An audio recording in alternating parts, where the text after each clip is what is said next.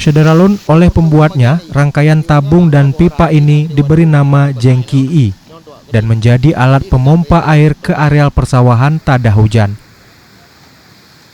Alat ini dirancang oleh Sukri dan kini berfungsi seperti diharapkan di Desa Cotjerat, Kecamatan Kota Juang Biren. Keberadaan Jengki-i bahkan sudah mampu mengairi 20 hektar sawah yang ada di sela-sela perbukitan di sekitar irigasi tersebut. Menurut Sukri, dirinya menggunakan teori Pascal, di mana tekanan yang diberikan pada zat cair dalam ruang tertutup akan diteruskan sama besar ke segala arah.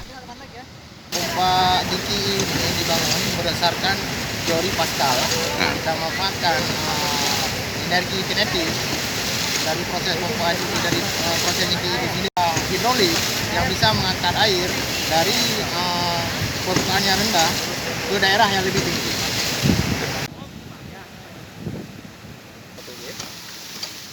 Keberadaan Jengki-i kemudian menjadikan Desa Cotjerat sebagai desa percontohan tahun 2021 mendatang.